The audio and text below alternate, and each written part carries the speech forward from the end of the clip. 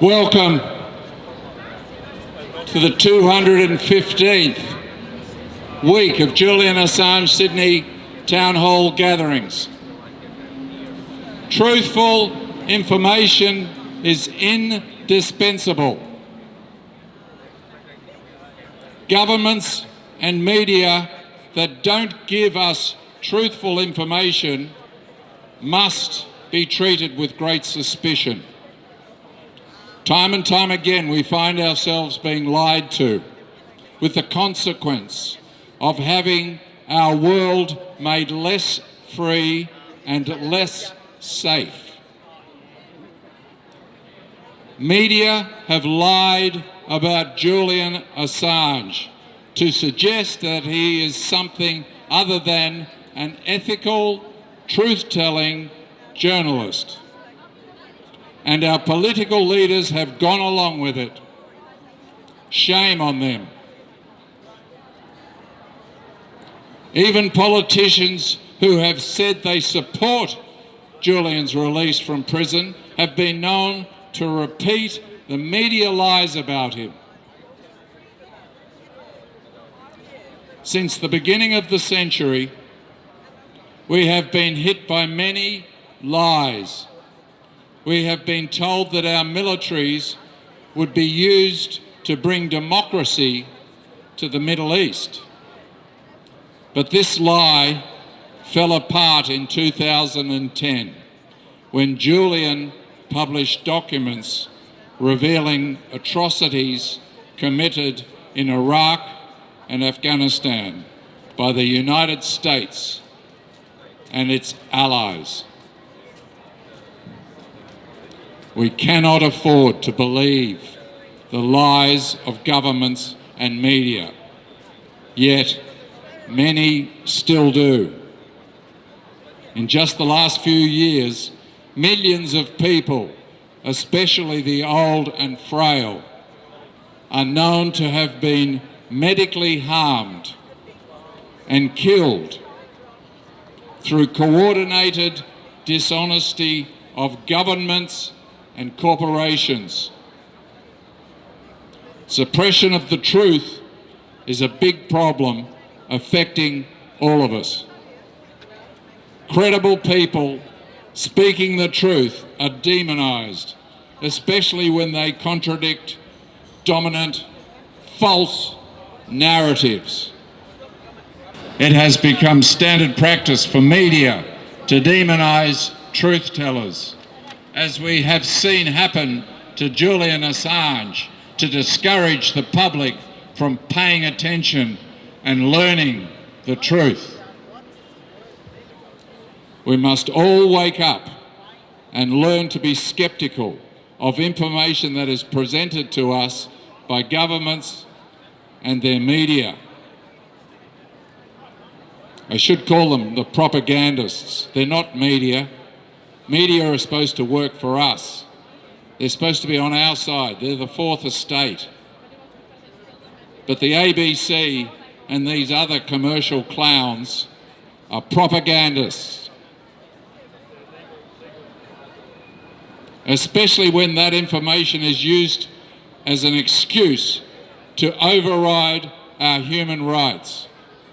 It might be possible to imagine an extreme scenario where human rights need overriding for the sake of humanity. However, such scenarios are more at home in science fiction than in reality. The suppression of vigorous, open debate is a clear signal of malfeasance. We cannot afford to ever assume that governments and corporations know better than we do, or that we don't have the right to participate in democratic discussions. The whole point of having democracy is that we are able to participate in it. Demonising individuals to stifle democratic debate is a preposterous state of affairs and undemocratic by definition. It is with great sadness that the end of 2023 brought news of the death of John Pilger. John was an extraordinary Australian journalist and filmmaker who really understood the importance of truth and the gravity of Julian's work. John became a close friend and supporter of Julian from the time they first met in 2010. John Pilger will be greatly missed by all who value truth and truthful journalism. It is becoming more and more obvious to people that there is a game being played. The game involves a degree of blindness to reality. In the short term, you will be rewarded for playing the game. If you don't play the game, you will be punished. Those who see the need for unity, truth, and freedom are not playing the game. Julian Assange doesn't play the game. And his work has shown us that none of us should be playing the game, particularly if we value freedom. Not playing the game puts us all at a significant short-term disadvantage, but being part of the momentous fight for the emancipation of humanity is the only long-term option that is viable. It is a time for standing in the truth and helping to fight for the freedom of Julian Assange. Please join with us.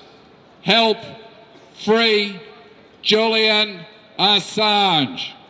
Free, free Julian Assange. Free, free Julian Assange. Free, free Julian Assange. There is only one decision: no extradition.